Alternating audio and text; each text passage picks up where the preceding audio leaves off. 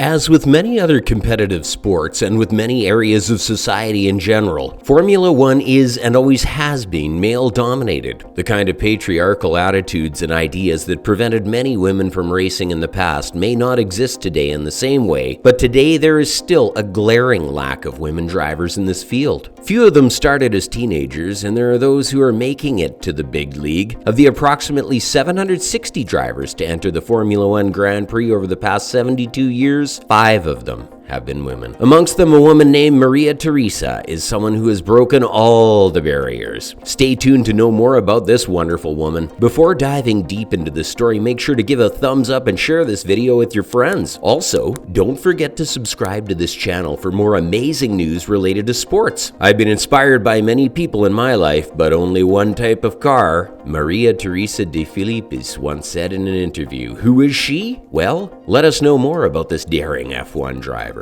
Childhood. Born and raised in Naples on the 11th of November 1926, Maria Teresa de Filippis was the first Italian woman to race in Formula One racing. She was the youngest of 5 children of an automotive engineer. From her childhood, she had started getting familiar with the game of car racing while competing in some local events with her older brothers Antonio and Giovanni. But Maria showed very little or no interest in car racing prior to that. She was keen on riding horses and playing tennis until 1948, when she stepped into the world of racing. Maria became the first female racer to compete in a Formula One race during the 1958 Belgian Grand Prix, after which she continued participating in other F1 races. In the initial stages of her career, Maria practiced on the narrow and snake-like Italian roads along the Amalfi coast, quite close to where she lived. Over the years, she participated in countless races, including mega events such as the Targa Florio and the Mille Miglia. She moved on to racing heavier cars with bigger and better engines, such as the Lancia Aprilia, or a Fiat 1100 Sport, a Urania 750, a Ghiaru, an Oscar 1100, and an Oscar MT4. Against all odds. In 1948, at the age of 22, Maria was ridiculed by her 2 brothers. They had a bet that Maria could never succeed as a fast racer because she was a girl. From that day onward, something in her changed. She started practicing a rigorous routine, which later enabled her to prove them wrong. She made her debut in a hill climb event near Naples in Salerno Cava di Tirreni. Maria, who drove a Fiat 500B in that race, was the winner. 3 full decades have now passed since a female racing driver was hired to race for an F1 team. After the class victory in southern Italy in the following months, she raced in another hill climb where she achieved the 2nd position. In one of the interviews, she said, "I was alone against the males." After 2 intense seasons with the Maserati, Maria finally made her debut at the Monaco Grand Prix on May 18, 1958. Known for walking in the paddocks with her inseparable wolf dog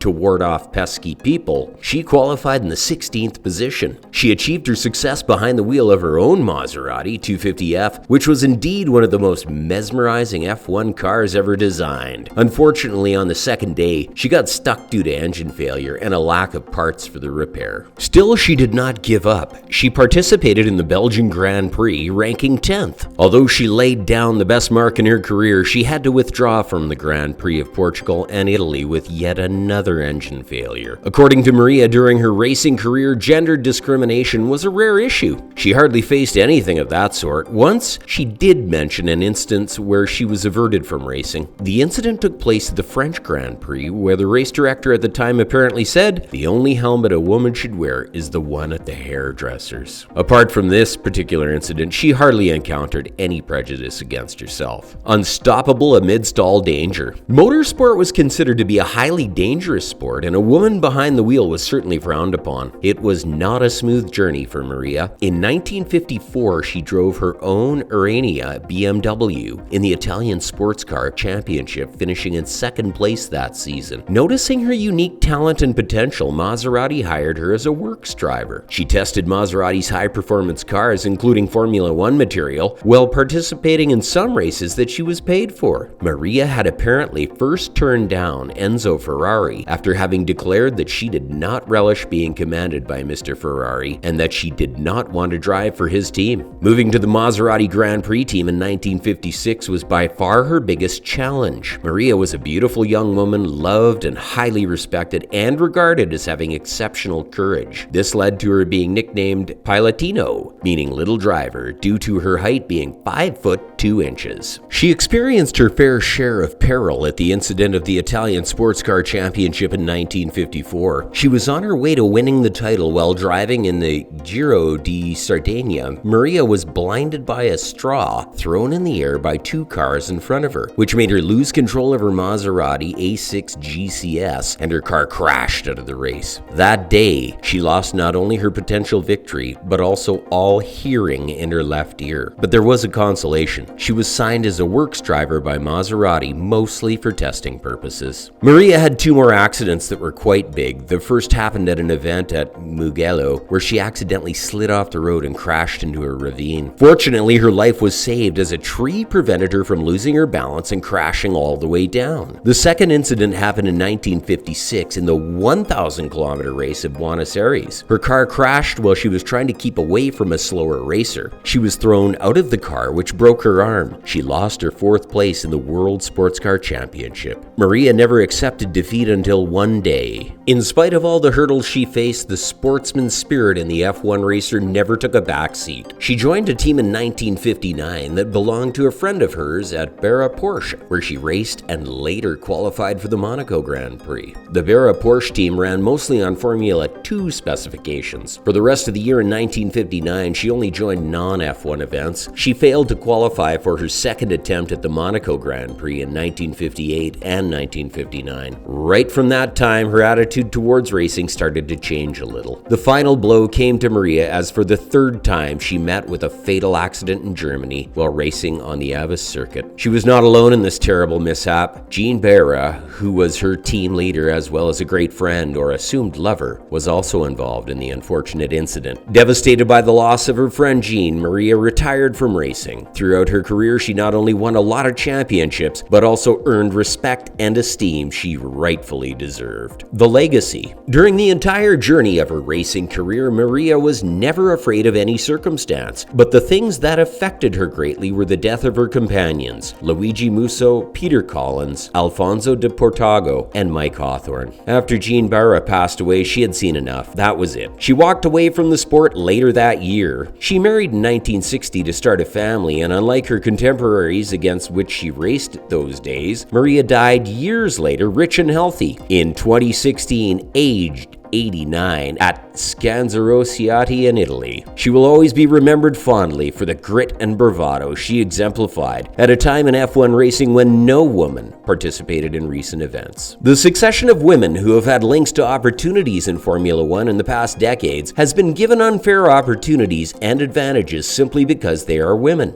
The desire to see women in Formula 1 means that it generates a lot of interest when they're assigned as drivers, but many women and girls struggle to get their financial support, and it has always taken place in Formula 1. Maria Teresa had said that women can, but only in small numbers, due to the physical challenge of it. Whatever the situation might be, we are all waiting for more drivers to emerge, just like the gem Maria Teresa, who has set an example to a number of women who want to make this sport their career.